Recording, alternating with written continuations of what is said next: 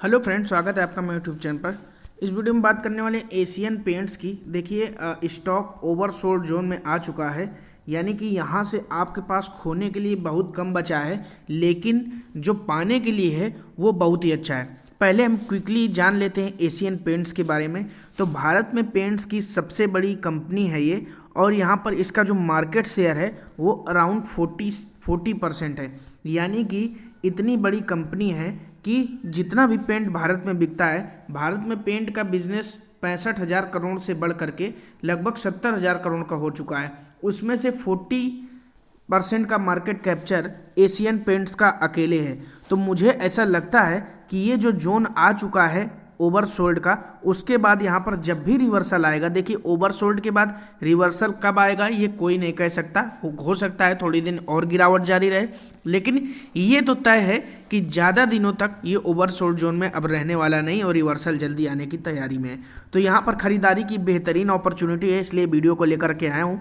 अगर आप मेरे चैनल पर फर्स्ट टाइम विजिटर हैं तो चैनल को जरूर सब्सक्राइब कर लीजिएगा और बेल आइकन को तो जरूर प्रेस कीजिए, ताकि जैसे कोई नया वीडियो अपलोड करूं तो उसकी नोटिफिकेशन आपको आ जाए। तो टेलीग्राम का चैनल, जैसे कि बहुत से लोग करते, तो वहाँ क्विकली हर चीज़ पता चल जाती है।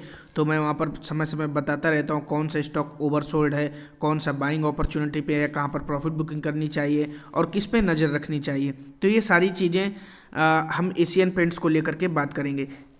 लेकिन देखिए, उसके पहले मैं एक चीज़ बता दूं कि शेयर मार्केट में पैसा कमाने के जो स्ट्रेटजी है वो बहुत सिंपल है। 1 2 3 वो क्या है? पहले तो आपके स्टॉक में, पोर्टफोलियो में कुछ ऐसे स्टॉक्स होना चाहिए जो अपसाइड जा रहे हो। दूसरा, आपके पोर्टफोलियो में ऐसा स्टॉक होना चाहिए जो आपकी वॉच लिस्ट में हो, जो डाउन साइड जा रहे हैं उनको लगातार आप देखते रहें। तीसरा, प्रॉफिट बुकिंग करके जैसे ही इसमें आए तो यहाँ पर आप तीसरे नंबर वाले को खरीद लो। तो इसी स्ट्रेटजी के साथ मैं वीडियो लगातार बनाता भी रहता हूँ। चलिए ऐसे ही पेंट्स को जल्दी से देख लेते हैं। जब भी मैं कोई स्टॉक को रिकमेंड करता हूँ तो ये एक ग्रोइंग चैनल है, तो जब भी कोई स्टॉक रिकमेंड करता हूँ तो मैं उसका लॉन्ग टर्म का चार्ट जरूर दिखाता हूँ। ये एशियन पेंट्स का लॉन्ग टर्म का चार्ट है। यहाँ से आप समझ सकते हैं कि कंपनी ने क्या शानदार रिटर्न्स दिए हैं। आप देख सकते हैं 24,904%, यानी 249 गुना हुआ है पिछले 22 सालों में।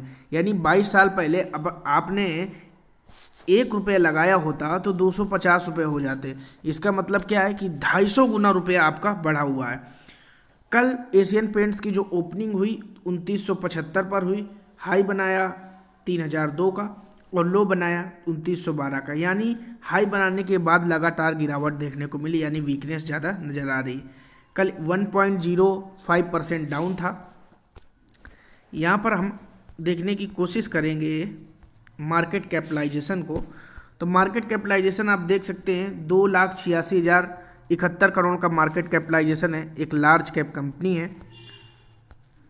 अगर हम इंडस्ट्री पी की बात करें तो इंडस्ट्री पी एशियन पेंट्स का 67.9 है, जबकि स्टॉक पी 87.9 है, जिस वजह से यहाँ पर हमें करेक्शन देखने को मिल रहा। ये दोनों चीज़ें ऐसी होती हैं जो कोई भी स्टॉक लेने से पहले आपको देखनी चाहिए। Return on capital employed and return on equity, अगर ये 15% से भी ऊपर है तो समझ लीजिए स्टॉक बहुत ही बेहतरीन परफॉर्मेंस दिया है पास्ट में।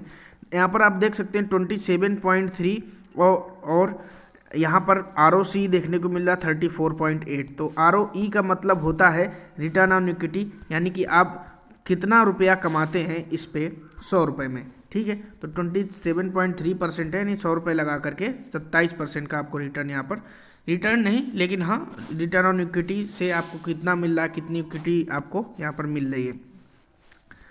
यहाँ पर आप देखिए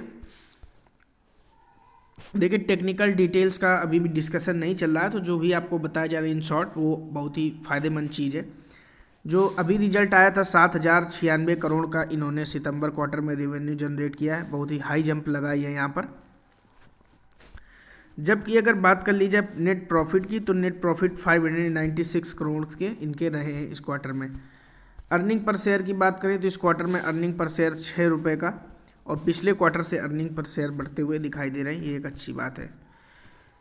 हम क्योंकि ये स्टॉक बहुत सालों से है तो 10 साल के हम टाइमलाइन को लेंगे। कंपाउंडेड सेल्स ग्रोथ 11% की रही है, 10 साल तक लगातार 11% मेंटेन रखा है इन्होंने। उसके बाद कंपाउंडेड प्रॉफिट ग्रोथ 14% की रही है। स्टॉक CAGR 26% के रेट से साल में बढ़ा है, यानी कि इस एक साल में 26% का ऑन एवरेज रिटर्न दिया है। रिटर्न ऑन इक्विटी 10 सालों में 28% की रही है, तो बेहतरीन रिटर्न ऑन इक्विटी भी देखने को मिल रही। रिजर्व्स की बात करें तो कंपनी के पास 12,407 करोड़ के रिजर्व्स पड़े हुए हैं, जो कि बहुत बेहतरीन बात है। बोरोइंग्स की बात करें तो मात्र 1,399 करोड़ की, तो पिछले क्वार्टर से रिजर्व्स थोड़े से घटते हुए दिखाई दे रहे हैं और बोरोइंग्स थोड़ी सी बढ़ती हुई दिखाई दे रही है। बात करेंगे शेयर होल्डिंग पैटर्न की, तो प्रोमोटर्स के पास 52.79% के स्टेक, FIIs के पास 20.96%, DIIs के पास 6.84%, गवर्नमेंट के पास भी 0.04% स्टेक और पब्लिक के पास 19.35%, अदर्स के पास 0.02% के स्टेक पड़े हुए हैं। अब DIIs में आप देखिए LIC ने भी पैसा लगा रखा है, यानी कि स्टॉक की क्वालिटी को आप समझ सकते हो। यहाँ पर RSI और MFI के लेवल की बात करें तो ये ऑलमोस्ट ओवरसोल्ड जोन में जा चुके हैं और कल की गिरावट के बाद यहाँ पर और भी आपको करेक्शन देखने को मिल सकता है। तो एशियन पेंट्स की जो इस समय लेवल चल रही है 2900 के लेवल के आसपास ट्रेड कर रहा है, जो इन सारे लेवल्स को तोड़ करके नीचे आ चुका है, यानी कि यहाँ वीकनेस नज़र आ रही। अब जो लोग खरीदारी की सोच रहे हैं तो मुझे ऐसा लगता है जब 100 डेज़ का EMA तोड़ करके ऊपर जाए, आइडियली यही सबसे सही तरीका होता है कि अगर इन चारों लेवल्स को तोड़ देता है तो जब भी 100 डेज़ के लेवल को तोड़ के ऊपर जाएगा तब आप खरीदारी करेंगे।